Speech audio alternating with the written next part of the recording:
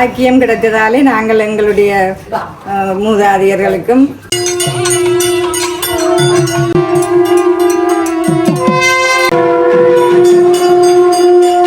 நல்லூர் கொடிச்சியிலே தொடங்கிய காலத்திலிருந்து நாங்கள் கொடுத்து வருகிறோம். என்னுடைய அம்மாவின் பரம்பரையாக காலங்காலமாக கொடுத்து வருகின்றது.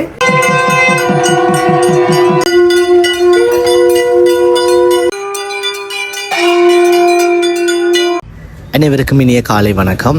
நாங்கள் நிற்கிற இடம் ஜாழ்ப்பாணத்தில் வரலாற்று பிரசித்தி பெற்ற நல்லூர் ஆலயத்துக்கு முற்பகுதியில் நிற்கிறோம்.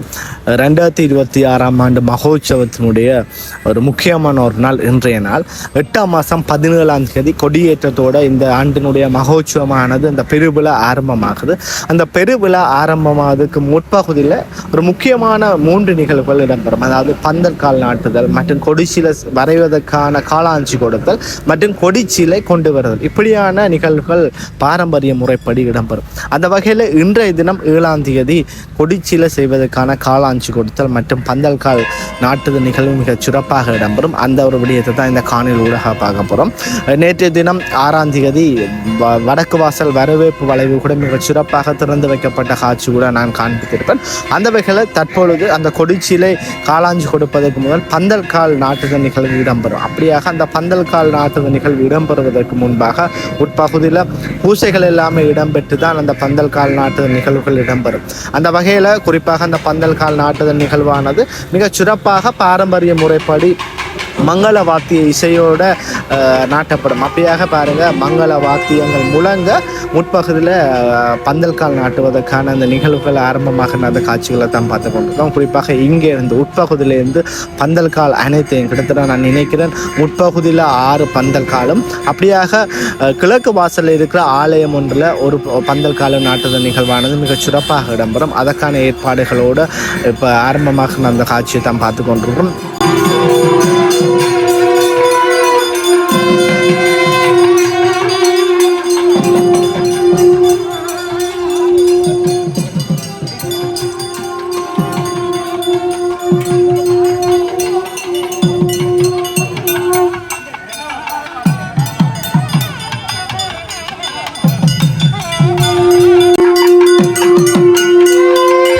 பந்தல் கால் நாட்டுதல் நிகழ்வு மற்றும் காலாஞ்சி கொடுத்த நிகழ்வானது மிக சிறப்பாக இடம்பெற்று கொண்டிருக்கு. அந்த வகையில் பந்தல் கால் நாட்டுவதற்கு முன்பாக தேரடியில் சென்று தேரடி பூசைகள் எல்லாமே இடம்பெற்று அப்படியாக அந்த வடக்கு ஆலயத்தினுடைய வடக்கு வாசலில் இருக்கிற அம்மன் ஆலயத்தில் முதல் பந்தல் கால் நாட்டப்படும். அந்த முதல் பந்தல் கால் நாட்டப்பட்ட பிறகு ஆலயத்தினுடைய முற்பகுதி தேரடிக்கு அருகாமை, அதாவது கிழக்கு வாயிலில் 6 பந்தல் கால் நாட்டப்படும். அப்படியே நிகழ்வுகள் தான் இடம்பெறும். அந்த வகையில் இப்போ தேரடியில் சென்று தேரடி பூசைகள் இடம்பெற்ற பிறகு பந்தல் கால் நாட்டுதல் நிகழ்வானது மிகச் சிறப்பாக இடம்பெறும். அந்த காட்சிகளை நாங்கள் தொடர்ந்து பார்க்கலாம்.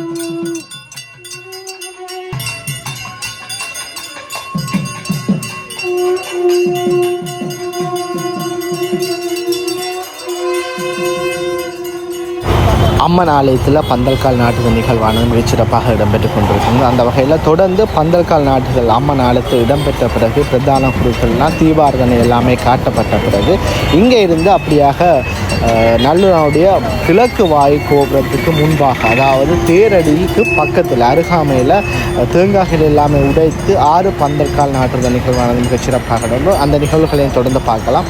இதன் பிறகு காலாஞ்சி கொடுத்த நிகழ்வுகளும் இடம்பெறும். அதனையும் நாங்கள் தொடர்ந்து பார்க்கலாம்.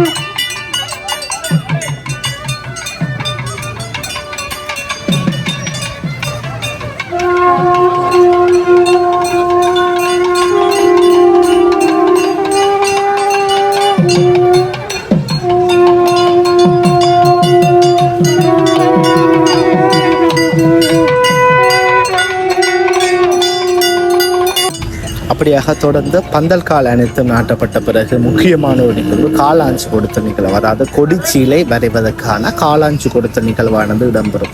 இந்த 2 நிகழ்வுகளும் ஒரே நேரத்தில் இடம்பெறும். முன்பாக பந்தல் கால் நாட்டப்படும். அதன் பிறகு இந்த காலாஞ்சு கொடுத்த நிகழ்வு தான் மிகச் சிறப்பாக பாரம்பரிய முறைப்படி இங்கே இருந்து ஆரம்பமாகும். அதாவது மாட்டு வண்டியில் இருந்தே ஆரம்பமாகும். இந்த நல்லூரில் இடம்பெறுகின்ற முக்கியமான விழாக்கள் எல்லாமே அந்த பாரம்பரிய முறைகளை அடிப்படையாக கொண்டு அதை தழுவிக்கொண்டே அந்த நிகழ்வுகள் இடம்பெறும். அதை பார்ப்பதற்கு மிக சிறப்பாக இருக்கும். அப்படியாக உள்ளே இருந்து பிரசன்னா குருக்கள் மற்றும் பிரதான குருக்கள் மூலம் காலாஞ்சி கொண்டு வரப்படும். அந்த காலாஞ்சி கொண்டு வரப்பட்ட பிறகு இங்கே இருக்கிற இந்த மாட்டு வண்டியில் 2 காளைகள் பூட்டப்பட்டு இங்கிருந்து நடைபவனியாகவே அனைவரும் சென்று அந்த காலாஞ்சி கொடுத்த நிகழ்வான இடம்பெறும். அந்த நிகழ்வுகளையும் தொடர்ந்து பார்க்கலாம். இன்றைய நாள் வெள்ளிக்கிழமை நாளாக இருப்பதால் ஆலயத்தில் இன்னும் பக்தர்கள் கூட்டம் அதிகமாக காணப்படுவதை பார்க்கக்கூடிய மாதிரி இருக்கு.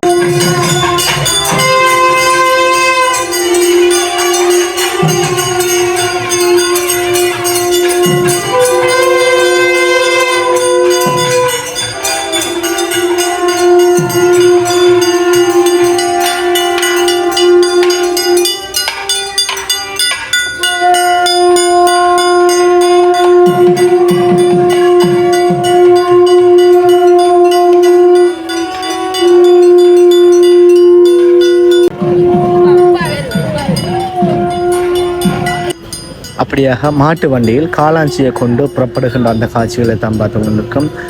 முன் வாயில் கோபுரம் ஊடாக இந்த இடங்களிலிருந்து அப்படியாக தெற்குப்புற கோபுரத்தையும் கண்டு அப்படியே பின் வீதியினூடாக பயணித்து வடக்கு வாயில், அதாவது நேற்றைய தினம் திறந்து வைக்கப்பட்ட அந்த வடக்கு வாயில் வழியாக அந்த செல்லுகின்ற காட்சிகளை நாங்கள் தொடர்ந்து பார்க்கலாம். மாட்டு வண்டியிலேயே மங்கள வாத்தியங்கள் முழங்க இந்த இடங்களிலிருந்து அந்த காலாஞ்சி கொண்டு போகிற காட்சிகளையும் நாங்கள் தொடர்ந்து பார்க்கலாம்.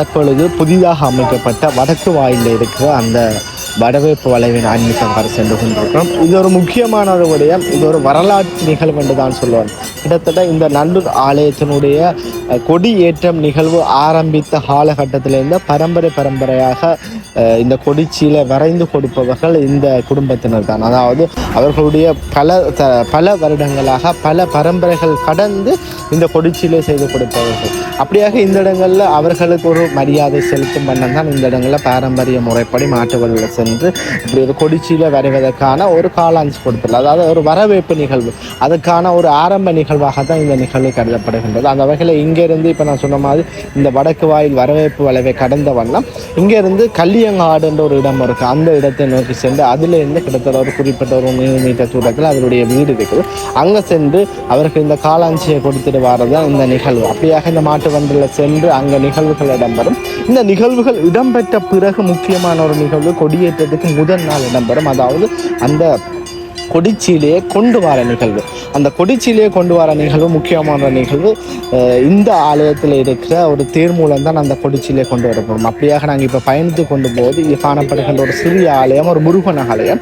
இந்த முருகன் ஆலயத்தில் இன்னொரு காலாஞ்சி கொடுக்கப்படும். அதற்கான காரணம் என்னென்னா, கொடிச்சியில் வரைந்து கொடிச்சியில் கொண்டு வரப்படுகின்ற அந்த நிகழ்வானது இந்த ஆலயத்தினுடைய தேரில் வைத்து தான் கொண்டு வரப்படும்.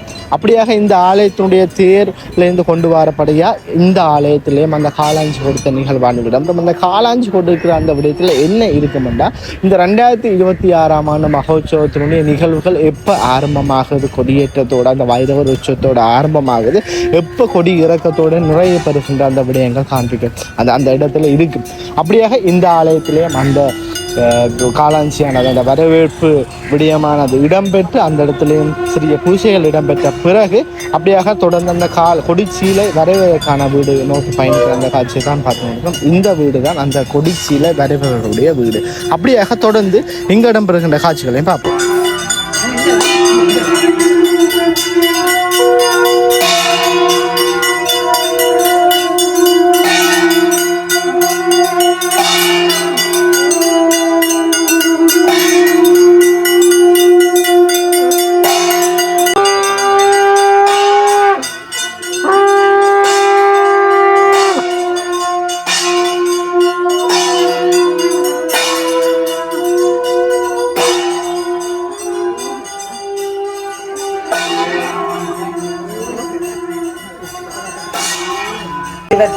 பராபவ வருஷம் ஆவணி மாதம் நல்லூர் ஸ்ரீ கந்தசாமி தேவஸ்தானம் மகோத்சவ விசேஷ தினங்கள் 16/8/26 ஞாயிறு பைரவர் சாந்தி உற்சவம் மாலை 17/8/26 திங்கள் கொடியேற்றம் பகல் 10 மணி 26/8/26 புதன் மஞ்சம் மாலை 4:45 மணி 27/8/26 வியாழன் மயில் வாகன உற்சவம் மாலை 4:45 மணி 28/8/26 வெள்ளி பரந்த மயில் சக கிளிவாகன உற்சவம் மாலை 4:45 மணி 29/8/26 சனி ரிஷப வாகன உற்சவம் மாலை 4:45 மணி 30/8/26 ஞாயிறு நாகவாகன உற்சவம் மாலை 4:45 மணி 31/8/26 திங்கள் வெள்ளிக்கிடாய் சக கிடாய் வாகன உற்சவம் மாலை 4:45 மணி 1/9/26 செவ்வாய் சிங்கம் சக மகர வாகன உற்சவம் மாலை 4:45 மணி 2/9/26 புதன் இடும்பன் சக பூத வாகன உற்சவம் மாலை 4:45 மணி 2/9/26 புதன் அருணகிரிநாதர் உற்சவம் இரவு 7 மணி 3/9/26 வியாழன் கார்த்திகை உற்சவம் மாலை 4:45 மணி 4/9/26 வெள்ளி சூரிய உற்சவம் காலை 6:45 மணி 4/9/26 வெள்ளி தங்கமயில் சக தங்க எண்ண வாகன உற்சவம் மாலை 45 மணி 5/9/26 சனி சந்தான கோபாலர் உற்சவம் காலை 6:45 மணி பட்டி திருவிழா காலை 7:45 மணி 5/9/26 சனி கைலாச வாகனம் மாலை 45 மணி 6/9/26 ஞாயிறு கஜவல்லி மகாவல்லி உற்சவம் காலை 45 மணி 6/9/26 ஞாயிறு வேல் விமானம் மாலை 45 மணி 7/9/26 திங்கள் தெண்டாயுதவாணி உற்சவம் காலை 6:45 மணி செண்டாயுதமானி திரவியா மகா அபிஷேகம் காலை 8 மணி 7/9/26 திங்கள் ஒருமுக திருவிழா மாலை 45 மணி 8/9/26 செவ்வாய் பெரிய சப்பரம் மாலை 45 மணி 9/9/26 புதன் ரதோற்சவம் காலை 6:15 மணி 10/9/26 வியாழன் தீர்த்தோற்சவம் காலை 6:15 மணி 10/9/26 வியாழன் கொடியிறக்கம் மாலை 5:30 மணி 11/9/26 வள்ளி திணைப்புலத்திற்கு எழுந்தருளல் காலை 10:15 மணி திருக்கல்யாண உற்சவம் மாலை 5 மணி 12/9/26 சனி வைரவ சாந்தி உற்சவம் மாலை 4:45 மணி மாலை உற்சவங்களில் தெற்கு வாயிலில் கந்தர் அனுபூதி பிரார்த்தனை ஈசான மூலையில் திருவாசக பிரார்த்தனை என்பன இடம்பெறும். இந்த கொடிச்சியில எங்களுடைய அம்மாவின் பரம்பரையாக காலங்காலமாக கொடுத்து வருகின்றது. நல்லூர் கந்தசாமி கோயில் கொடியேற்ற திருவிழா தொடங்கிய காலத்திலிருந்து எங்களுடைய அம்மாவின் அப்பா சிவஞான முதலியார் அவருடைய பரம்பரையாக நல்லூர் கொடிச்சியில தொடங்கிய காலத்திலிருந்து நாங்கள் கொடுத்து வருகிறோம் என்பதை நான் மிகவும் மகிழ்ச்சியுடன் தெரிவித்துக் கொள்கிறேன். மற்றும் இப்பொழுது எனது அண்ணாவின் மகன் பாபுஜன் இதை கொடுத்து வருகிறார். அப்படியே எங்களுடைய அந்த பரம்பரையாக ஆண் சந்ததியாக போய்கொண்டிருக்கும். இந்த பாக்கியம் கிடைத்ததாலே நாங்கள் எங்களுடைய மூதாதையர்களுக்கும் நல்லூர் முருகனுக்கும் நன்றியை தெரிவித்துக் கொள்கின்றோம். கிட்டத்தட்ட இது எத்தனாவது பரம்பரை நீங்க செய்யறது? நாங்கள் 4வது பரம்பரைக்கு மேலே இருக்கும். எத்தனை ஆண்டுகள் ஆகுது? அம்மம்மா இருந்தவா அம்மம்மா சொன்னவா தாங்க எப்ப நல்லூரானுக்கு கொடியேற்றம் தொடங்கிச்சதோ அந்த காலத்திலிருந்து தங்கட பரம்பரை தானண்டு சிவஞான முதலியார்ட்ட அம்மா அவையுடைய அம்மா அப்படி அந்த பெண் தலைமுறையால பிறகு எங்களுடைய அம்மாண்டி அப்பா சிவஞான முதலியார் அப்புறம் அம்மா கொடுத்து இப்ப அம்மாவோட மகன் அண்ணா தர்மகுலசிங்கம் கொடுத்தவர். இப்பொழுது அண்ணாவின் மகன் பாபுஜன் கொடுத்தார். அவன் கொடுக்குறேன் பாபு. வணக்கம். இன்றைக்கு இந்த காளாஞ்சி எங்களுக்கு தரப்பட்டிருக்கு. இந்த காளாஞ்சி இன்றைக்கு நல்லூர் உற்சவம் துவங்கப்போது ஆரம்ப நிகழ்வு. இன்று அந்த கொடிச்சீலையை வாங்கி கொடி கீறவர்கிட்ட கொடுத்து அவர் கீறி தந்த பிறகு 16ஆம் தேதி 10 மணிக்கு கோயிலில் கொண்டு போய் கொடிச்சீலை அங்கே கொடுக்க வேண்டும். அதோட அடுத்த நாள் கொடி ஏற்றணும். 16ஆம் தேதி என்ன 16ஆம் தேதி காலை 10 மணிக்கு ஆலயத்தில் கொண்டே இந்த வீட்டில இருந்து தேர்ல வச்சு இதே மாதிரி வண்டியில் விட்டு தான் கொடுப்பீங்க. இல்லை நீங்கள் தேர் தலையில நடந்து கொண்டு போய் தேர்ல வச்சு தேர் மடம் அம்மாண்ட அப்பாண்ட காலத்திலேயே தேர் மடம் அங்க இதண்டு எல்லோருமா சேர்ந்து ஒரு தேர் ஒன்றை உருவாக்கி தேர்ல இருந்துதான் நாங்கள் அந்த கொடிச்சீலையை கொண்டு போகணுமென்று எங்களுடைய அம்மாண்ட அப்பாவை விரும்பினபடியால அது அங்கே ஒரு கோயிலையும் அமைத்து அந்த கோயில இருந்து நாங்கள் அதில் வச்சு அதற்குரிய ஆராதனைகள் எல்லாம் செய்து நாங்கள் பிறகு தேரில் வச்சு எல்லோருமாக சேர்ந்து நல்லூரான் 10 மணி பூசைக்கிடையில் நாங்கள் கொண்டு போய் கொடுப்போம்.